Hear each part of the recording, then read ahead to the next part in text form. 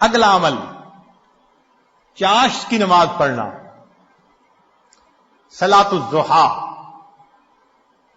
9 بجے 10 بجے جب سورج اتنا بلند ہو جائے کہ اونٹ کے پاؤں جلنے لگے گرمی سے، اس کو صلاۃ الضحیٰ کہتے ہیں۔ اس کے پڑھنے پر اب ذرا غور کریں، وہ وقت کاروبار کے لیے پیک ٹائم ہوتا ہے۔ اللہ تعالیٰ چونکہ فرماتے ہیں، چاہتے ہیں کہ میرا بندہ مجھ سے بھولے نہ، مجھ سے غافل نہ ہو، فرمایا کہ ہاں اس وقت اگر تم 2 رکعت پڑھ لو گے تمہارے رزق کو ہم وسیع فرمائیں گے۔ عورتوں کو چاہیے مردوں کو جب دفتروں میں اور بزنس پر بھیجیں تو برکت تو اللہ نے دینی ہے، تو پیچھے 2 رکعت نماز پڑھ کے دعا مانگے، اے اللہ میرا خاوند رزق حلال کے لیے گھر سے چلا گیا، میں تیرے سامنے ہاتھ اٹھاتی ہوں تو اس کے رزق میں محنت میں برکت ڈال دے۔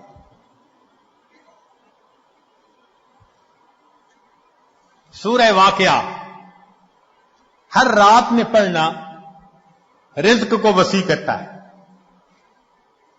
ابن مسعود رضی اللہ تعالیٰ عنہ بیمار ہیں، عثمان غنی رضی اللہ عنہ پوچھنے کے لیے آئے،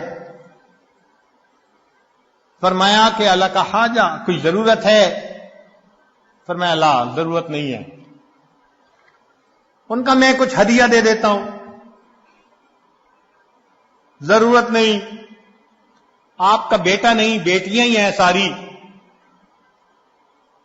تو ان بیٹیوں کو فائدہ ہوگا۔ تو ابن مسعود لانوں کا یقین اتنا بنا ہوا تھا، فرمایا کہ میں نے اپنی بیٹیوں کو سورہ واقعہ سکھائی ہے، وہ ہر رات کو پڑھتی ہیں سونے سے پہلے۔ اللہ کے حبیب صلی اللہ علیہ وسلم نے فرمایا من قرأ سورۃ الواقعۃ کل لیلۃ لم تصبہ فاقۃ ابدا، ہر رات سونے سے پہلے جو سورہ واقعہ پڑھے اس کو کبھی فاقہ نہیں آ سکتا۔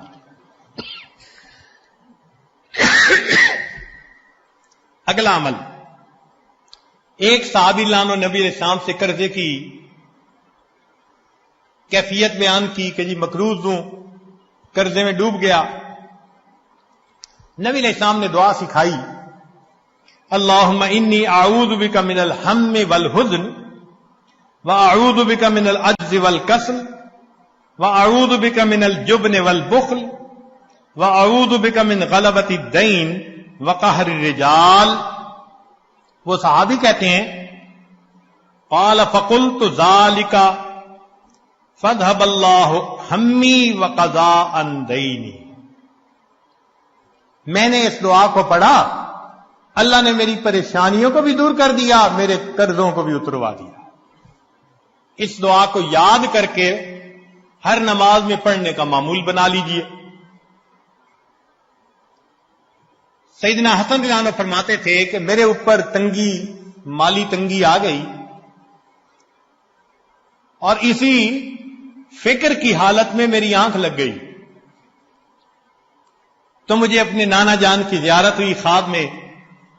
نبی علیہ السلام نے فرمایا کیوں پریشان ہوتے ہو، یہ دعا پڑھ لیا کرو، بسم اللہ علی نفسی و مالی و دینی، اللہم ارزنی بقضائک ببارک لی فیما قدر لی حتی لا احب تعجیل ما اخرت ولا تأخیر ما عجلت۔ فرماتے ہیں کہ اس دعا کو پڑھنے کے بعد مجھے اپنی بعد کی زندگی میں کبھی مالی پریشانی نہیں آئی۔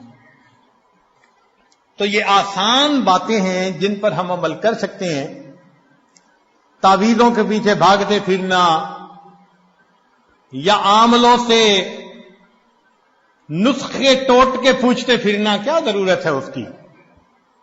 اللہ کے حبیب صلی اللہ علیہ وسلم اپنی امت کو بے سہارا چھوڑ کر نہیں گئے۔